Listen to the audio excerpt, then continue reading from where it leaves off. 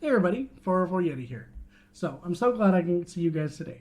So today we're actually going to go through the daily BugForge challenge for the Shady Oaks Financial Web app. Actually, I think this one's a really fun app because you can do a lot of things with currency exchanges. It's more real world.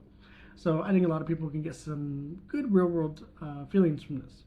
So I already made an account because I don't want to bore you with all the boring stuff. But what I want to do is I want to kind of go over JWT forging. So I was able to actually go back in a previous challenge and do it, but I didn't really record it. So I feel like maybe I lost some good information there. So I'm recording this for myself and for you, so I can look back at my notes in the future, but then also you guys can have an idea about JWT forging. Okay. So we already have our web app pulled up. So one thing I want to do is I just want to pick an endpoint. So maybe I want to see if I can access like an admin panel, for example.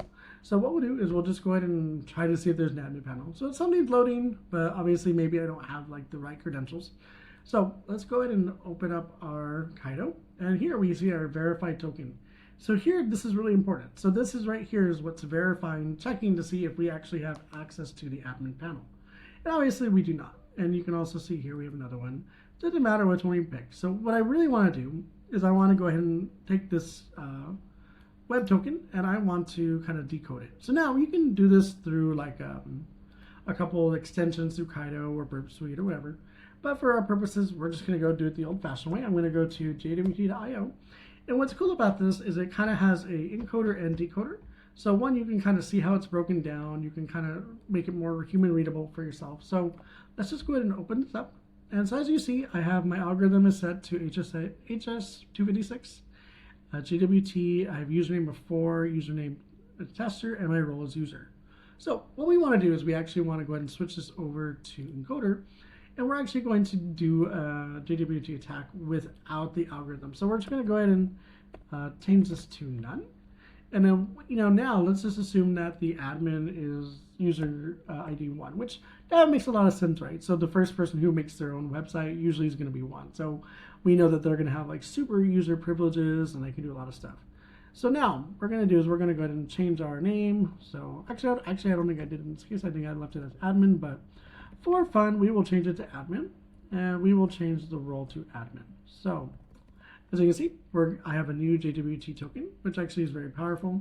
So what we want to do is we're going to go back in here and we're going to actually queue ourselves when it comes to going in and doing this. So what I'm going to do is I'm going to go ahead and open up an admin panel again. And so now I'm going to intercept the traffic in Kaido. So here you can see now I have some interception. A lot of things flying in. So what we really want to do is we want to go ahead and step through this with our JWT token, right? So what I'm going to do is I'm going to kind of pull this down and we're going to just kind of go through it all. We're going to say, okay, this is okay, forward. Now, here, it's going to ask us for our token. So right now, there's no token, nothing's coming up, that's okay. So we're going to keep going. Now, we see here our JWT token. So here, let's go ahead and just remove this. Now, this is how I did it. I think there are people probably who did it much easier than I did. But I went through all this because I felt like that maybe there was several steps to the verification process. So I just went through every single intercept and I just changed the bearer token. If there's a better way, tell me. But for me, this is what worked. So as you can see, I went through most of those intercepts and changed the JWT token. So now everything should be coming through. Here we go. Here's another one. Let's just change it, make sure everything comes out correctly. And we should have some good results. So, all right. So here we go. So we see a few things, right? So we see admin users, we see transactions, stocks, admin flag, whatever. So here, actually, we can go ahead and just look at the admin flag and we could probably get the answer to this. So what we'll do, just because again, I'm not very bright and I just went through the whole process like this, I'm just going to go ahead and forward all these intercepts with my new JWT token and we're going to see what the results will be.